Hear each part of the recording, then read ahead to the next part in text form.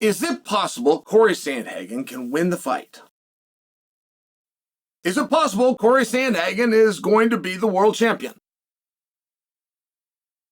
Is there an area of the fight that if we can keep the majority of the fight in said area, Corey Sandhagen will win?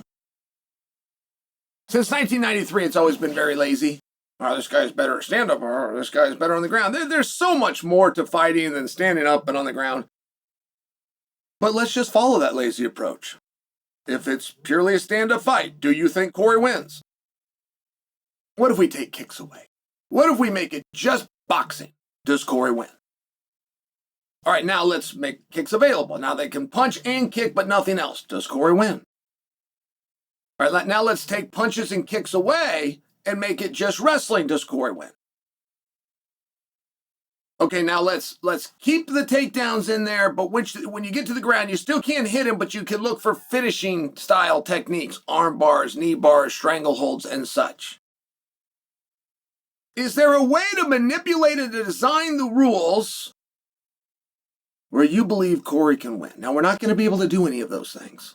That's just for fun and it's just for talk. They've already agreed on the rules, and the rules are unified. Can Corey win?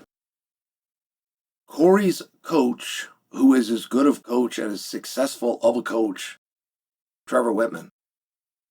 Trevor Whitman is as successful of a coach as any coach that has ever done this.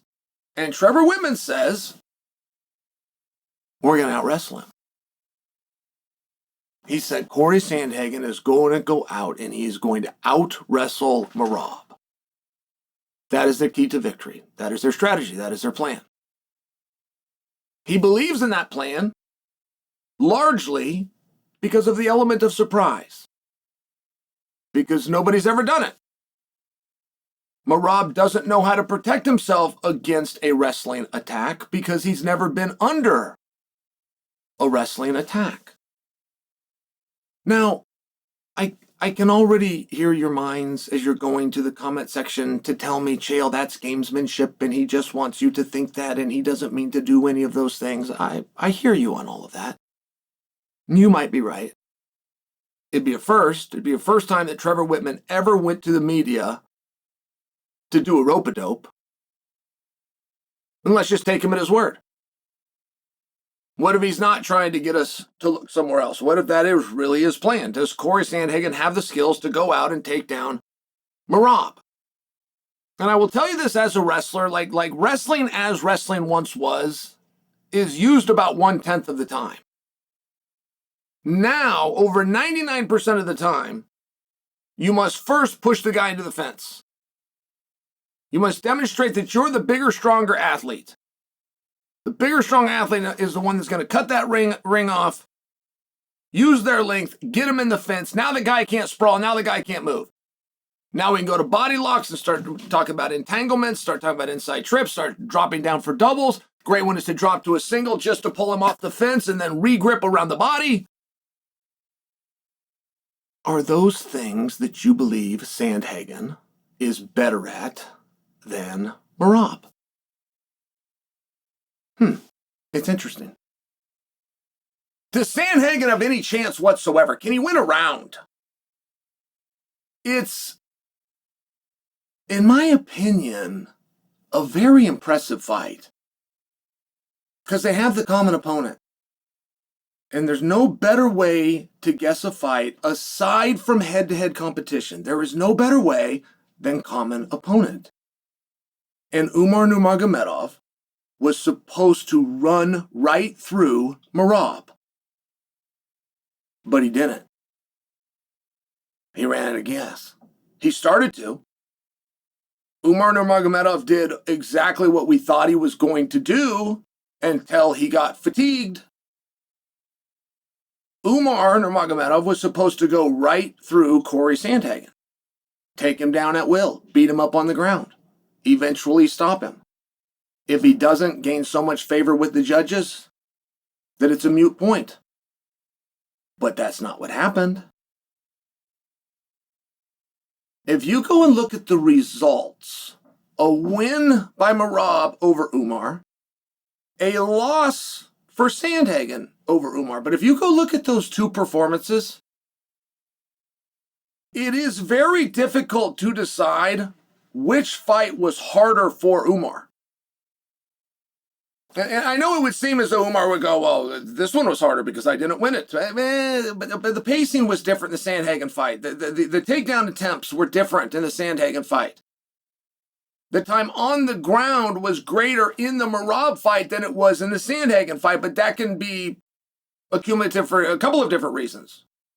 One, perhaps the pressure was too great, but possibly by the time they got there, the fatigue was too great and wasn't worth the energy to scramble and have to get back up. It's a little bit confusing. And then you go ahead and you look at the card placement. Like, it seems like a pretty special fight for me. And Merab does seem to be a very fast rising star. But he's in a co-main event against Sandhagen, who's contesting for a belt for the very first time. It just feels as though whatever pressures you would genuinely have going into a fight of this degree, you are at least given the benefit of having those pressures removed. There's good news to being a co-main event. You don't want to be a co-main event, but you want to be a co-main a lot more than you want to be third from the top. If you're the champion of the world and you're defending the belt, you do not want to do that in a co-main. If you are the champion of the world, you want to be the headlining act. But if you're not, because you're in this situation where there's another champion of the world and he weighs more, and policy and procedure says we finish the night in descending order with the heaviest guy going last. There's a massive benefit to that. There's a massive relaxation to that. And I do expect one of the best versions of Merab to show up. And I simply don't know what to expect from Sandhagen. When I started this 7 minutes and 8 seconds ago, and I simply asked you if Sandhagen could win the fight, I really do want to know, can he win the fight? If so, how? The guy that usually wins the fight, the guy, if you're going to bet, right now, if you're a real risk taker and you're 4-ounce gloves and anything can happen and almost never does happen. If you're making those bets, you got to make it on the worst case scenario, which is the end of the night comes. And if the end of the night comes, the same guy wins every single fight, and it's not the better puncher or the better grappler or the better kicker or the better submission specialist. If the end of the night comes, the same guy wins every time, whichever guy was in better shape. Whichever guy had the ability to protect himself at all times longer than his opponent did. Whichever guy could take the fight to the opponent more than the opponent could bring it to them. And when you come to the realization and you start to realize that pace of Merab, and you start to realize that you think of him as a grappler, but you've actually never seen him outstruck. You think him as a clinch fighter, but you've really never seen anybody that wants to clinch with him. It makes it tough to answer the question, yes. It makes it very tough when I simply ask you, is there a way? Is there a way? Can you imagine? Can you summarize a way for Corey Sandhagen to win this fight?